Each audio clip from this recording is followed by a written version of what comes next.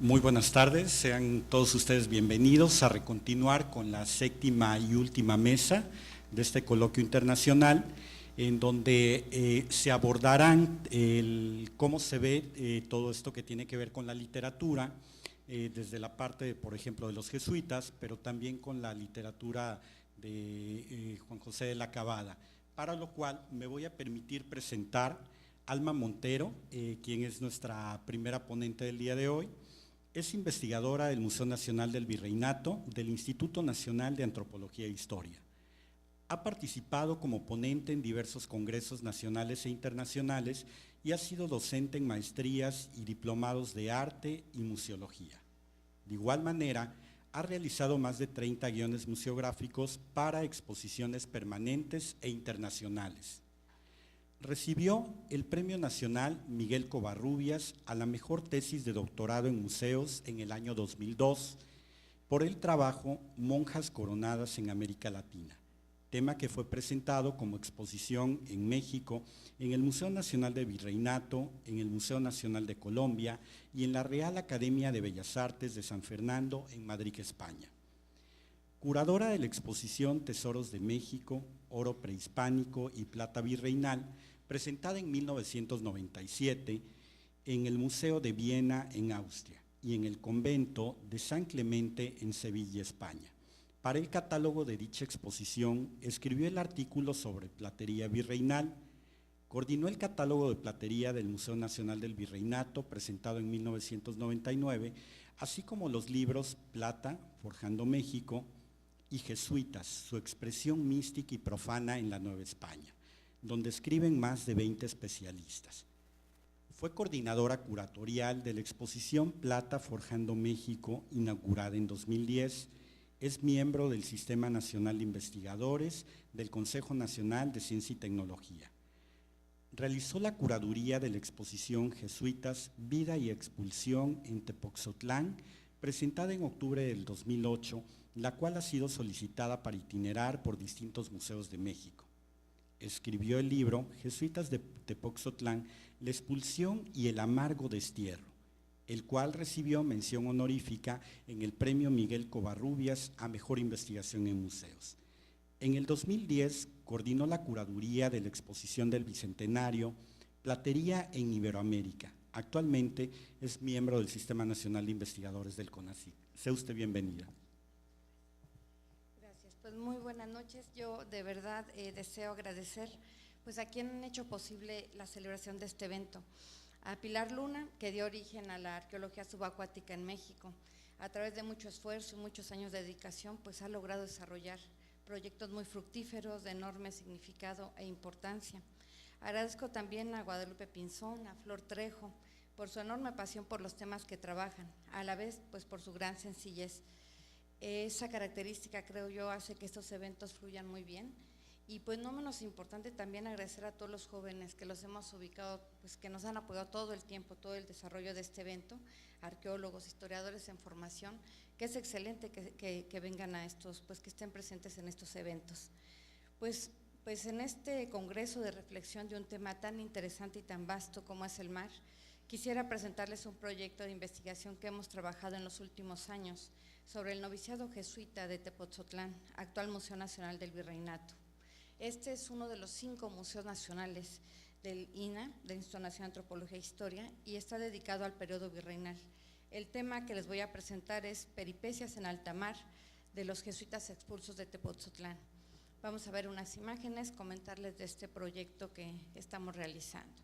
Bueno, esta es la fachada de la iglesia de San Francisco Javier, de este noviciado, que no era un colegio más de los jesuitas en México, este era el noviciado, este era el semillero, digamos, donde se formaban estos jóvenes, donde llegaban muy de escasos años, 15 y 6 años, ingresaban a este espacio y era un lugar por el que todos los jesuitas de México pasaron. Después ya serían misioneros, después serían rectores en colegios jesuitas, ya fuera de 4 votos, operarios, pero todos ellos pasaban por este espacio. Este es el interior de la iglesia de San Francisco Javier. Bueno, Los claustros y pasillos que podemos recorrer en el Museo Nacional del Virreinato guardan una larga, brillante y en no pocas ocasiones apasionada historia. Leyendas y sucesos que ocurrieron hace siglos parecieran acompañar nuestros pasos por cada espacio o sala a la que ingresamos. Algunos de sus recintos son famosos en el mundo por su importancia histórica, calidad artística, excelente conservación. Aquí, el tiempo parece haberse detenido en algunos de sus espacios, tal y como los observaron por última vez los jesuitas cuando en 1767 fueron expulsados de territorio americano. Es curioso pensar que este lugar, que es hace algunos años declarado Patrimonio Cultural de la Humanidad y que también, bueno, es pueblo mágico del Estado de México, tuvo como un proyecto muy importante a principios del siglo XX ser transformado en la cárcel de la Ciudad de México. Tenemos los planos, tenemos el proyecto. Este lugar estuvo pues a punto de desaparecer en ese momento, pero afortunadamente, bueno, salió avante. Otro momento difícil que tenemos en los años 30, cuando en este enfrentamiento entre Estado e Iglesia, un grupo de personas tratan de incendiar los retablos. Finalmente fueron detenidos y este lugar pues se pudo salvar todo este patrimonio. Quizás eso sea lo más maravilloso de Tepoztlán. No solamente pues la belleza, ¿no? Lo interesante de todo lo que conlleva, sino también toda la situación, digamos, a la que se vio enfrentado y que pues lo podemos seguir visitando el día de hoy como les digo, casi como si el tiempo se hubiera detenido. Son de los retablos mejor conservados de América Latina y bueno, es caminar por estos claustros, caminar por estos espacios y siempre estarnos preguntando qué eran en la época de los jesuitas. Con la expulsión muchísimos documentos se perdieron, prácticamente todos sobre Tepoztlán, entonces encontrar en algún archivo, cualquier hoja, cualquier documento era algo muy importante para nosotros. Finalmente supimos de un resguardo que tenía el Archivo Nacional de Chile y en un congreso que estuve yo por allá pues me dio una vuelta para ver qué tanto habría de Tepoztlán. Y pues fue enorme mi sorpresa, ¿no? Mi emoción, porque habían 500 hojas de Tepoztlán que describían eran todos los avalúos del momento de la expulsión jesuita. Entonces, bueno, a partir de ahí, esto fue hace 6 años, iniciamos una investigación y bueno, ya con los documentos de Chile teníamos ahora los nombres de los jesuitas que estaban al momento de la expulsión. Y con esos, bueno, pues iniciamos un trabajo de investigación también en Italia para seguirles el paso, porque a mí, yo también lo que me preguntaba es, bueno, están excelentes estos inventarios, es casi como tener unos lentes mágicos con los que ahora sí podemos recorrer este lugar y saber habitación por habitación qué es lo que había, pero qué fue de ellos, cuando los mandan al exilio, qué pasa con cada uno de ellos. Y en Italia pudimos hacer el registro, pudimos seguirles el paso, casi de todos ellos tenemos documentado dónde están enterrados, de ellos casi ninguno regresó a México, solamente los que eran muy muy jóvenes, ya con el restablecimiento de la compañía en el siglo XIX, pues llegan solamente tres de ellos pueden retornar a México, todos están enterrados en Italia. Y bueno, también en España, en el Archivo Histórico de Madrid, en el Archivo General de Indias, estuvimos haciendo la investigación y también en México. Entonces fue muy interesante porque con esta información pues pudimos hacer varios proyectos. Fue especialmente, creo yo, interesante el tema en Italia, pues seguimos trabajando ahí otros temas porque la presencia de ellos allá fue muy importante, además también como muchos novicios llegaron muy jovencitos y después no solamente fue la expulsión, sino la supresión de la orden, muchos de ellos deciden ya dejar todo y se casan con italianas, entonces bueno, ahí hay todo un tema de investigación muy interesante, creo yo, y también algo que me ha interesado mucho es justo esto, la otra mirada. Nosotros recuperamos mucho, atesoramos las crónicas que desde Europa venían a ser de nuestros territorios americanos, pero aquí tenemos jesuitas novohispanos que se enfrentan a la realidad italiana y describen también con gran puntualidad lo que ven, ¿no? lo que van reconociendo en las calles. Hay desde detalles como, por ejemplo, ellos dicen, estos italianos son muy curiosos. Por las tardes de verano se sientan todos a comer un pequeño postre y se están mucho tiempo ahí deleitándose con él. Le llaman gelato, ¿no? Por ejemplo. Entonces, son muchos detalles, pero de la vida cotidiana de Italia, y es justamente una mirada desde América hacia esta región italiana. Y bueno, ahí están estos archivos, Durmiendo el sueño de los justos. Hay mucha información de estos jesuitas ahí, sobre todo en una zona que llaman el Archiginnasio, en Bolonia, Italia, y sería muy importante rescatarla, sería muy importante darla a conocer.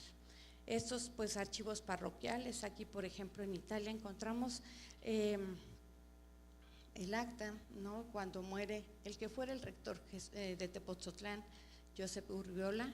Es jesuita, no se alcanzan a ver, ya no podían llamarse jesuitas porque desde 1773 habían aniquilado, habían extinto la orden. Entonces, bueno, es esto donde están enterrados varios de ellos, de los de Tepoztlán. Creo yo que no es coincidencia porque esto era el noviciado en Bolonia. Entonces ellos, muchos de ellos ahí están enterrados, de los que estuvieron en Tepoztlán. La Puerta de Zaragoza, Bolonia es una ciudad bellísima que todavía conserva algunos de estos fragmentos de murallas por donde los expulsos arribaron, y de ahí hay mucho de esas crónicas. Ellos dicen que llegaron por la Puerta de Zaragoza y esa es una de las que se conservan ahí. Y bueno, con esta información pues desarrollamos estas publicaciones. Aquí pues escribieron más especialistas. Esta es la segunda edición del libro. Y bueno, pues también una exposición que hicimos con el tema de la expulsión, donde tratamos de que toda esta información pues llegara a un público muy amplio, centrados pues en el tema de la expulsión. Hace muy poquito tiempo estuvimos trabajando una exposición que espero que pronto pueda ser vista, que ya es la historia de la compañía en Tepoztlán. Y bueno, este es, digamos, para esta exposición también algo que hicimos fue, a ver, permítanme, hicimos algunas propuestas, por ejemplo, a ver si es estos son los documentos de Chile. Entonces, bueno, aquí lo que ustedes tienen son todos los documentos, pueden hacer búsqueda por año, pueden hacer búsqueda por nombres.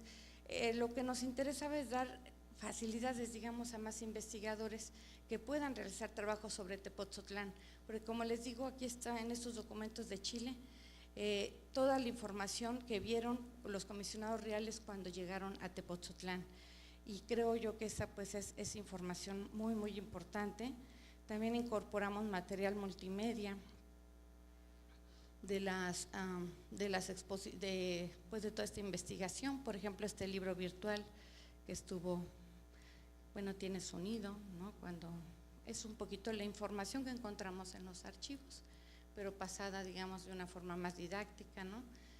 Está casi todo como lo dejaron los jesuitas, lo cual es increíble, pero obviamente algunas cuestiones, sobre todo de platería, son las que ya no están en la iglesia, ¿no? Y bueno, esto además también armamos otra, bueno, incluso encontramos algo interesante, se divertían ellos ahí en el colegio, había una sala del truco, toda esta información pues a partir de estos documentos ubicados ahí en Chile. Después forma parte del otro libro, pues aquí ya están todas las biografías de los jesuitas expulsos, y pues yo también insistía, estos por cierto me recuerdan a los arcos que hay aquí en Campeche, ¿no? Estrecho, ¿no? Así, y bueno, estos son como los podemos ver en Bolonia. Y también, bueno, a mí me parece que era muy importante para la exposición tratar de hacer una película, un video pequeño, en donde la gente pudiera ver cómo fue esta situación de la expulsión. Pero enfrentados al problema siempre tradicional del presupuesto, pues esta cuestión se iba complicando. Hasta que en un curso que di, bueno, una persona que había estudiado cine me comentaba que estaba interesada en armar un proyecto de este tipo, y pues se hizo, creo yo, en general, bueno, pues sí, con limitaciones, pero creo que quedó bastante bien. El director es al mismo tiempo el que la hace de sacristán, ya lo van a ver, y con eso voy a empezar a leer ya esta presentación. A ver si está aquí.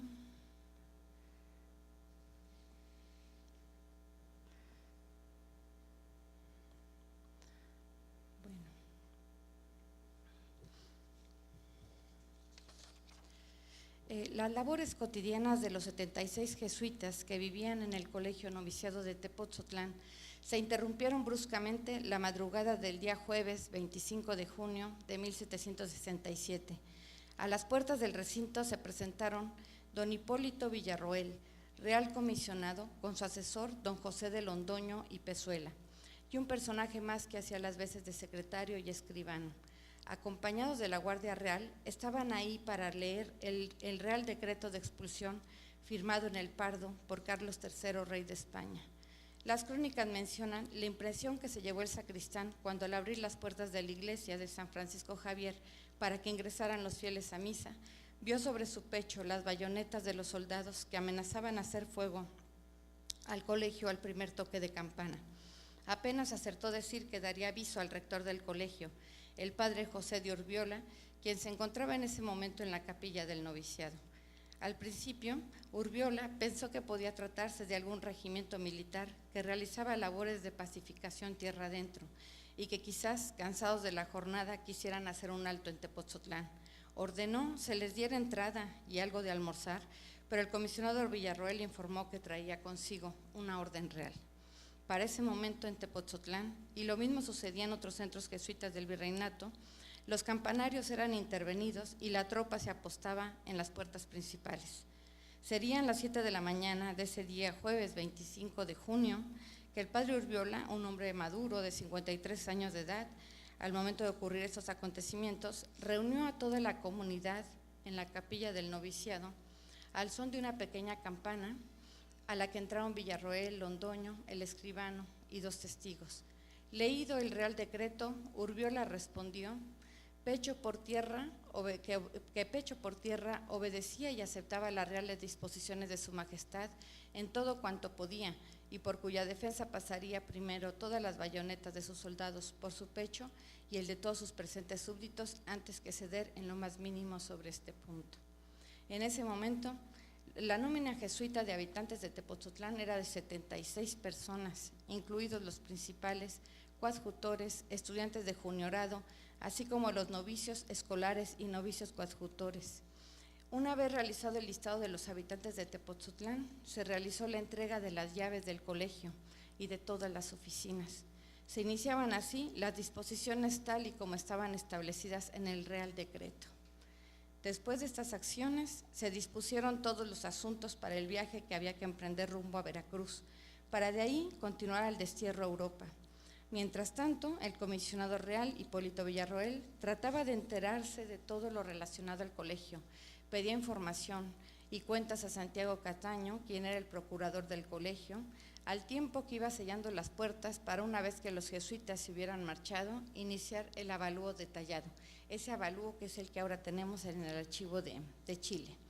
Ahí, en este archivo, pues están registrados todos los objetos ubicados en la instalación de este colegio.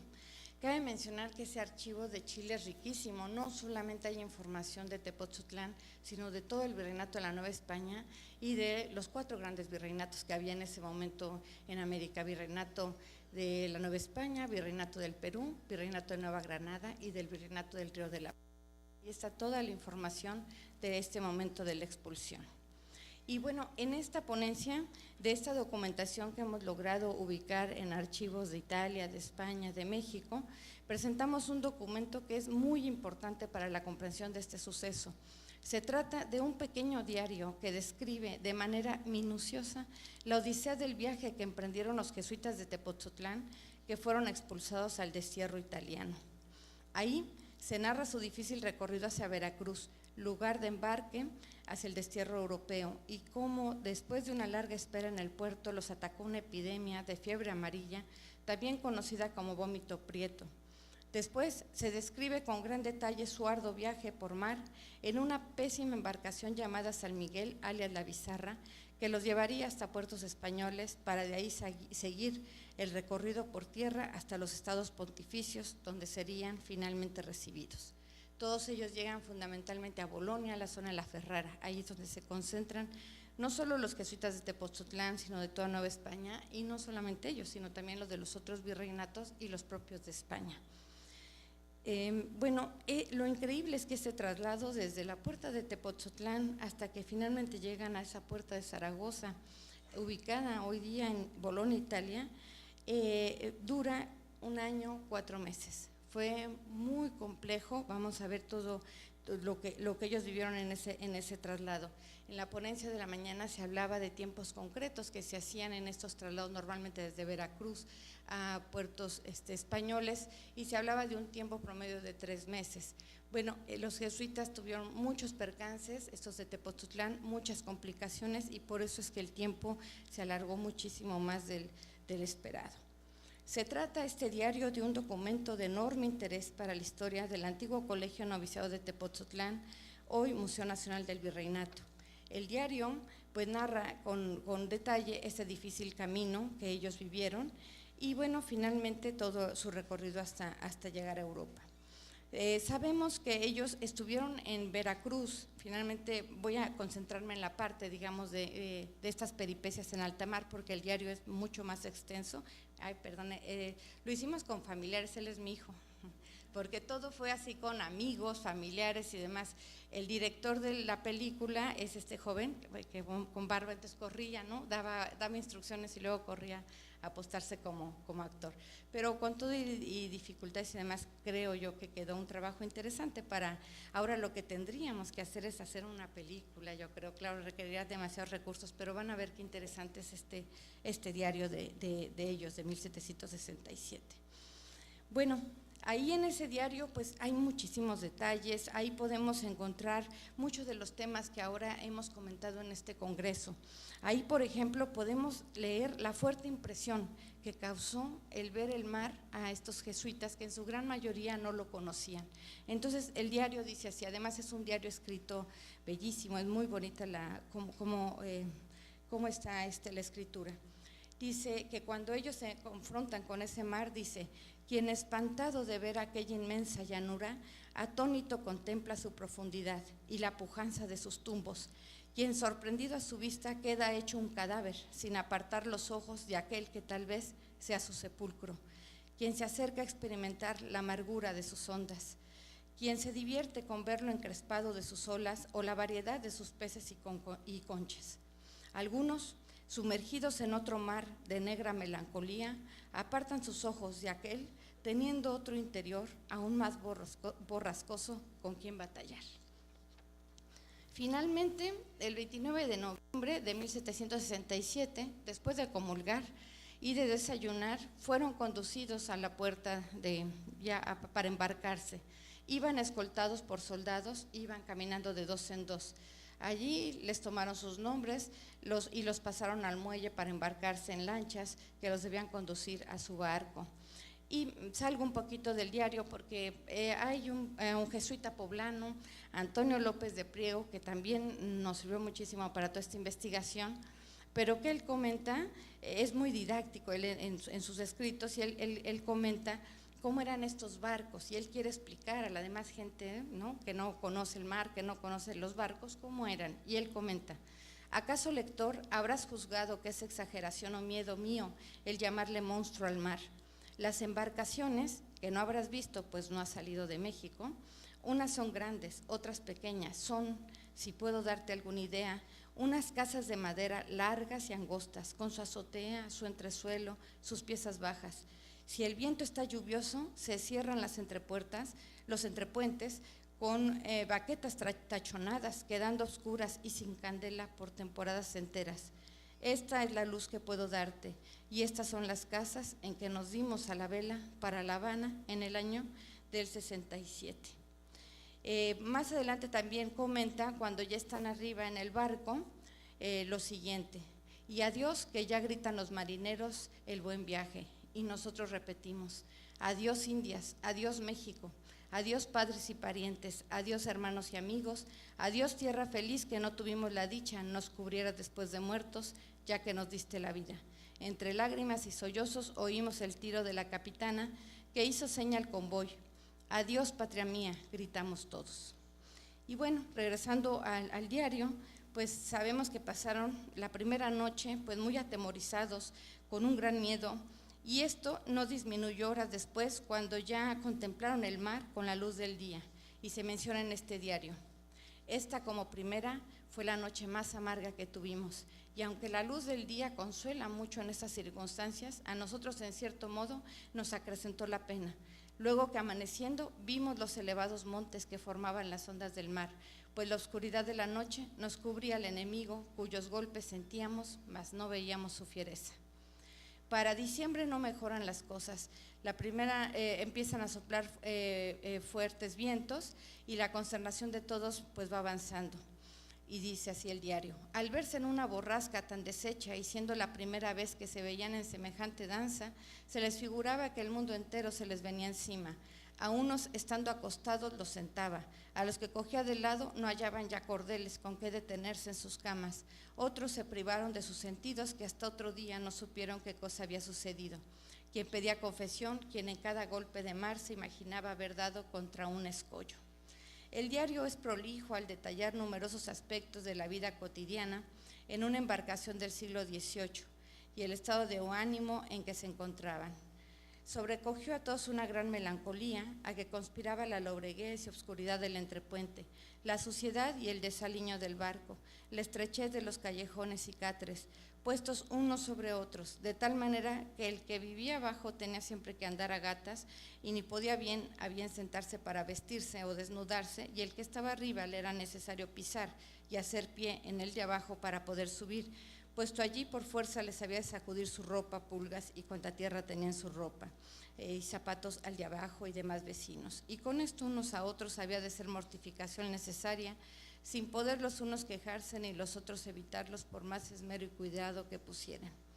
Los jesuitas, acostumbrados como estaban a oír palabras muy medidas, modestas y recatadas, se les hacía difícil la convivencia con personas tan ajenas al ambiente al que estaban acostumbrados.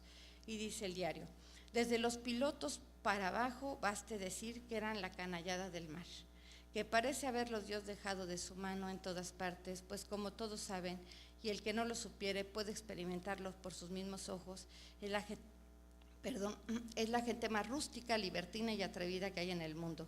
Tal era la habitación y tal la gente con que habían de estar y con quien debían tratar, unos hombres pues generalmente educados y bueno, ser tratados, ¿no?, con esta urbanidad y cortesía. Finalmente también ellos van comentando, como les decía yo, detalles de esta vida cotidiana en el barco. Y bueno, también comentan que al haber algunas cajas en la cámara sin acunar, que de babor a estribor se estrellaban con el continuo crujir de la madera, era un perfecto remedio del infierno. Durante el recorrido por mar y mientras las condiciones del tiempo lo permitían, los jesuitas trataban de continuar con algunas de sus actividades cotidianas. El padre Urbiola era el capellán del barco. Cuando acababa de decir la misa, se sentaba sobre una caja y hacía una exhortación a los marineros sobre los puntos más esenciales de la religión. También estaba al tanto de los estudios de los jóvenes y veía que todos los días se leyera media hora de lección espiritual, que en la tarde se dijera la letanía de todos los santos, según costumbre de la compañía. En la noche convocaba a rezar el rosario, a cantar la salve en verso y a hacer alguna novena. Y bueno, el barco avanzaba, pero era la primera vez que los pilotos surcaban esa ruta, por lo que se confundieron y querían estar muy cerca de la isla de Cuba. Eso dice el diario. Y el padre José de Urbiola, invita a todos, es la hora de comer, se sientan todos a la mesa, están muy alegres porque sienten que van avanzando muy bien, ya se habían acostumbrado, digamos, a este tema de andar en el mar, cuando de pronto se escucha un golpe muy fuerte y dice el diario que empiezan, el ambiente, digamos, lo refiere muy bien. ¿Qué es eso? ¿Qué ha sucedido?, pregunta el capitán al piloto mayor, que estaba en su camarote, demarcando la altura en que se hallaban. Respóndele este, magistral y definitivo: será alguna caja o frasquera de los padres que se ha caído. Después viene un segundo golpe y empiezan a oírse los gritos del timonel, que exclamaba que el barco no tenía gobierno, pues se había roto el timón. Entonces empezó a cundir la desesperación y la confusión en la pequeña fragata. Los semblantes alegres se convirtieron en un momento de amarillez mortal, y saltando todos no quedó en la mesa plato ni vidrio que no fuese la víctima de tan gran confusión. ¿Quién lloraba? ¿Quién pedía la absolución? ¿Quién, enajenado el juicio, corría dando voces? A punto de naufragar antes de llegar a Cuba, Unos lloran, otros piden confesión. Este comienza con el Pater Noster, sigue con el credo, acaba con el salve. Los pilotos, unos y otros, se preguntan qué hacer.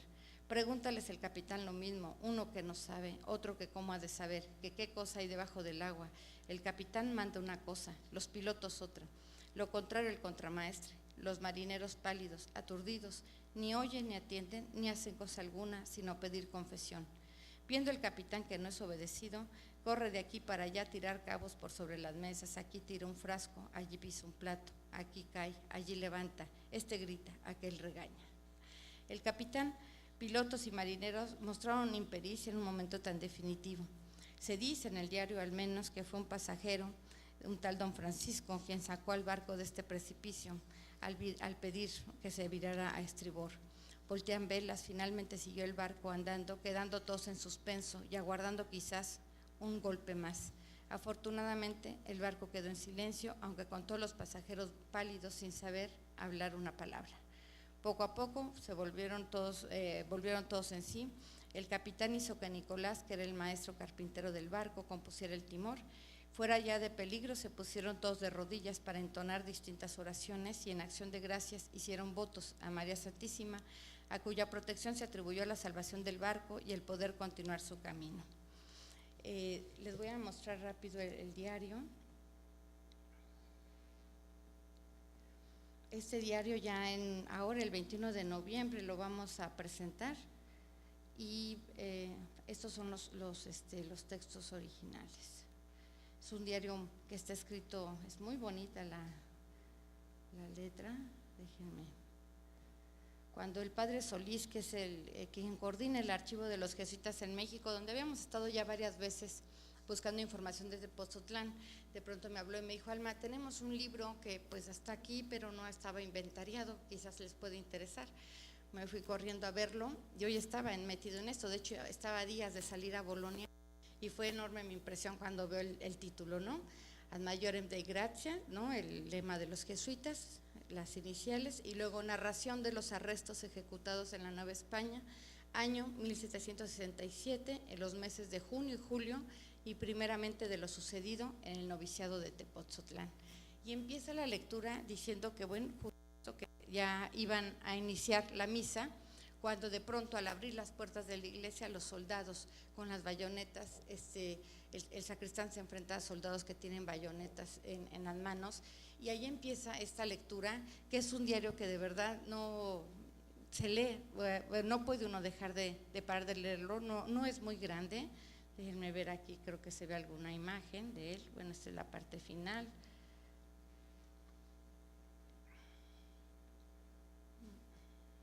Pero bueno, es un diario pequeñito, es un diario como de este tamaño, así, pequeñito. Y bueno, es esta información, pero la letra, como ven, pues letra del mediados del siglo XVIII, de bastante, la lectura es muy, muy sencilla, la paleografía. Bueno, finalmente llegan a Cuba, llegan a una casa llamada Palacio de Oquendo, y pues como venía el barco en muy malas condiciones, decidieron esperar para pues hacer todos los arreglos del barco. Y dice el diario: de este tenor de vida solitaria pasamos casi 2 meses, en tanto que se carenaba el barco, cuya maniobra descubríamos a lo lejos, por medio de anteojos de larga vista, consolándonos diariamente con los progresos que aún de lejos percibíamos de su composición. Una vez que estuvo listo el San Miguel, nuevamente se embarca en la mañana del 22 de febrero de 1768. Iban con muy pocas provisiones y con el capitán Echave, que estaba muy enojado por los gastos que tuvo que realizar para reparar la nave, los cuales se dice ascendieron a 8,000 pesos. Se hicieron a la vela el 24 de febrero, pero se desata un gran temporal que los hizo volver al puerto de La Habana una vez más el día 25. Y dice el diario: la gran marejada que rompía en la boca del puerto nos aventó tan fuerte contra el castillo del Morro que casi a pocos palmos se estrella el barco. Mas Dios nos sacó felizmente de este sumo peligro y nos dio el consuelo de anclar en la misma entrada de la bahía, con admiración del inmenso pueblo que por todas partes salió a ver nuestra entrada. Finalmente ya en otro intento más salen del puerto de La Habana el 4 de marzo en compañía de otra embarcación llamada el Aquiles, que llevaba a otros jesuitas. Ellos en el Aquiles iban los jesuitas del Colegio Máximo, Colegio de San Pedro y San Pablo, que está hoy muy cerquita y del centro histórico en la Ciudad de México. 15 días después festejaban en alta mar y con gran animosidad el Día de San José, pues varios miembros que viajaban en estos barcos llevaban dicho nombre. El propio Urbiola, el rector de Tepotzotlán, pues se llamaba José. Y bueno, entonces hizo una exhortación a la tripulación y también repartió dulces, bizcochos y un vasito de vino. En general, durante el camino siguieron padeciendo con el mal tiempo y el océano embravecido. Y dice el diario, hecha aquella pequeña fragata, el juguete de las ondas, de un océano tan embravecido, cada una de cuyas olas parecía un monte de los mayores, pues estando de este modo sujeta para no caminar, era continuo y molestísimo el movimiento, ya de babor a estribor, ya de popa a proa. Otra incomodidad era que las escotillas del barco estaban siempre cerradas, lo que no les permitía que se ventilaran los espacios. Solo con entrar al entrepuente a todos se revolvía el estómago, causaba náusea, cosa que podría ocasionar alguna muerte, dicen ellos. En estas circunstancias se cumplieron las fechas para que algunos jóvenes desterrados realizaran sus votos, por los que lo hicieron en alta mar. Es muy interesante ver esto porque el rey, cuando se da este aviso, digamos, de la expulsión de los jesuitas, todos tenían que irse al exilio, no había otra posibilidad, pero los jovencitos que no habían hecho los votos podían haberse quedado en México. Sin embargo, la gran mayoría de ellos decide acompañar a los jesuitas en este exilio, y entonces tenemos, que esto también me pareció interesante, en pleno barco se hacen las profesiones de varios de ellos. En este camino hacia Europa, hacia el exilio, varios de ellos hacen en el barco la misa, y incluso hizo salva disparando 12 pedredillos y se volvió a comer en mesas como hacía días no lo hacían, y les dieron una comida algo decente con media tortita de pan fresco, dicen ellos. Finalmente llegan al puerto de Santa María, ¿no? El diario va hablando de todas estas dificultades que tienen, y bueno, ahí ya empieza el trayecto en tierra, que fue uno de los más penosos en esta ruta al exilio, porque bueno, pasaron muchos problemas. A grandes rasgos podríamos decir un breve recuento de todas estas situaciones, que del total de 678 jesuitas que salen al destierro, 101 mueren en el viaje, 34 de vómito negro en Veracruz o fiebre amarilla, 19 mueren en La Habana, 11 mueren en alta mar, 9 en el puerto de Santa María, y sin contar con los misioneros que más tarde salieron y donde hubo más bajas de todo el grupo jesuita. El destierro, así como la continua persecución de la compañía, de 2 jesuitas expulsos de Tepotzotlán, en este pesado camino por mar, pues perdieron la razón. Estos jóvenes fueron Mariano José Calderón y José Castañeda, y encontramos información de dónde están enterrados, al igual que otros tantos jesuitas, en Bolonia. Y pues me despido nada más con uno de los documentos, de los muchos que hay allá en Italia, de Juan Luis Maneiro, un veracruzano jesuita, que ya muy viejo en Italia, pide que se le permita retornar a México, y en una poesía dice: sepultura, Señor, en patrio suelo, pedimos a tu trono soberano. Quisiéramos morir bajo aquel cielo que influyó tanto a nuestro ser humano. No pedimos, gran rey, mayor consuelo, para nosotros todo fuera en vano. A golpes del trabajo consumidos, en las nieves de Italia encanecidos. Y él sería uno de los poquitos que pudo regresar, por cierto, a México, Maneiro. Pues muchísimas gracias.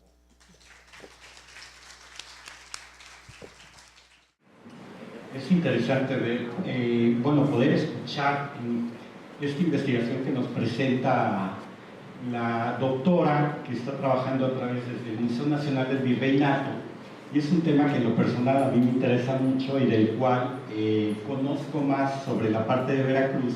Yo soy del puerto de Veracruz y es un tema que he estudiado, que tiene que ver con las enfermedades y todos los hospitales que surgen desde el periodo colonial hasta los albores del siglo XX.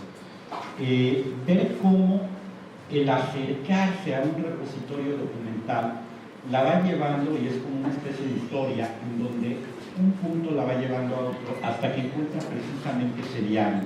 ese diario que alguien escribió para ir narrando todo lo que estaban viviendo a partir del hecho de que se da la expulsión, la supresión de la orden.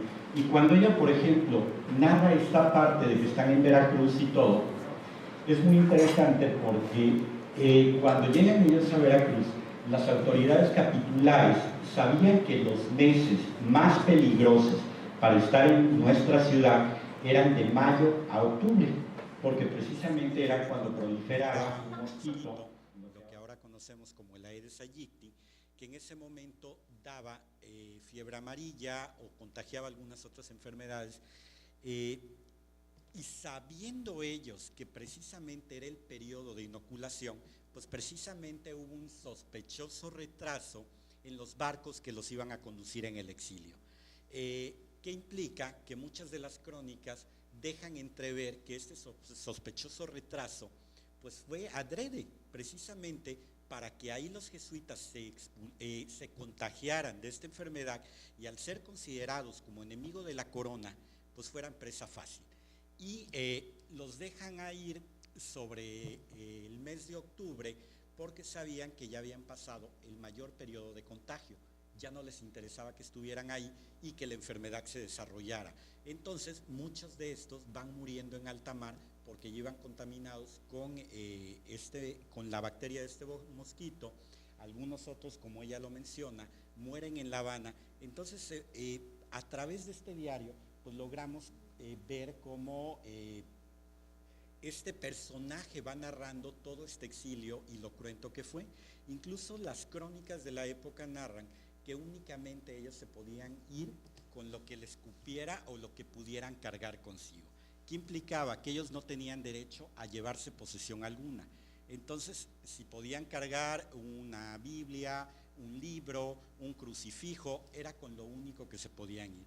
Entonces, qué interesante ver cómo vas entretejiendo todo este camino que ellos van pasando desde que salen de lo que ahora es el Museo del Virreinato y del Colegio Máximo, como lo mencionas. Los que conozcan o hayan estado en el Distrito Federal, hacia espaldas de la catedral hay un mercado que se llama Abelardo Coello.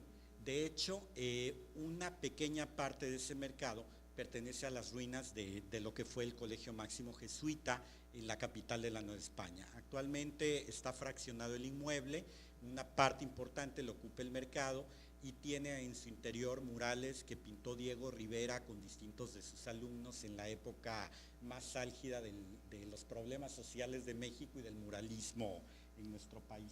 Pues muchas felicidades.